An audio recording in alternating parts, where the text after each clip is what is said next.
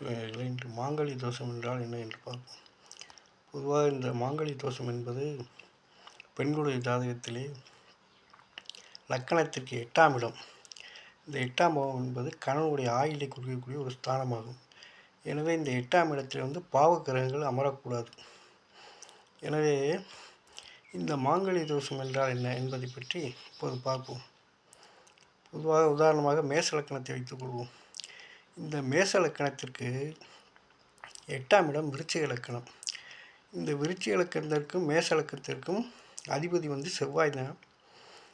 இந்த செவ்வாய் பகவான் 8இல் அமர்ந்திருக்கிறார் என்று வைத்துக்கொள்ளுங்கள்.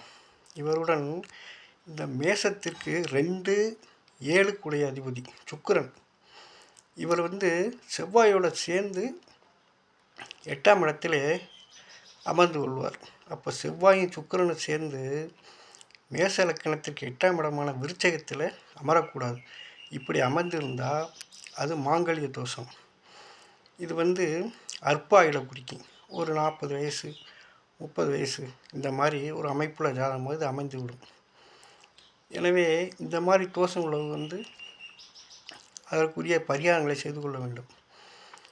எப்படி என்று பார்த்தோமானால், இந்த மேசத்திற்கு 2, 7 சுக்கிரன் மாரகாதிபதி.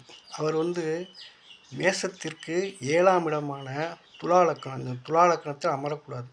அப்படி அமர்ந்து ஆட்சி பெற்றால் அது களத்திர தோஷம். நல்லா புரிஞ்சுக்குங்க.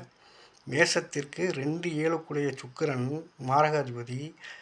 அவர் மேசத்திற்கு 7லே துலா லக்கணத்தில் அமர்ந்தால் அது களத்திர தோஷம்.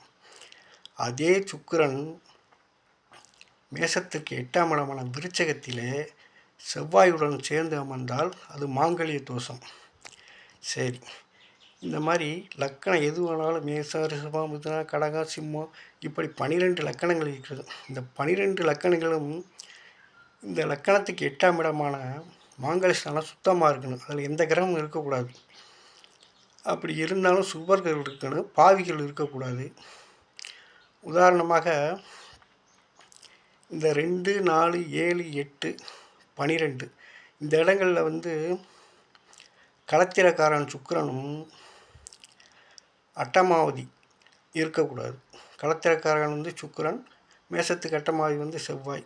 இது ஒவ்வொரு லக்கணத்துக்கும் மாறுபடும். லக்கணத்திற்கு இந்த அட்டமாவதி மாறி மாறி வருவார். அப்படி மாறி வரும் பட்சத்தில் இப்போ உதாரணத்துக்கு ரிஷபத்தை எடுத்துக்கோங்க. ரிஷபத்துக்கு அட்டமாவதி தனுசு ராசிக்கூடிய குரு பகவான் வருவார். இவரோட சுக்கிரன் சேரக்கூடாது, சேர்ந்து 8இல் அமர்ந்திருக்கக்கூடாது. இப்படி இருந்தாலும் இது மாங்கல்ய தோஷம்னு சொல்லுவாங்க. எனவே ஜாதகங்களை பொருத்தம் பார்க்கும்போது இந்த மாதிரி மாங்கல்ய தோஷம் இருக்கான்னு பார்த்துக்கணும். அப்படி இருந்தால் அதுக்குள்ள பரிகாரங்களை ஜோதிடரை கேட்டு நீங்கள் பரிகாரத்தை செய்து கொடுக்கணும். நன்றி, வணக்கம் நேயர்களே.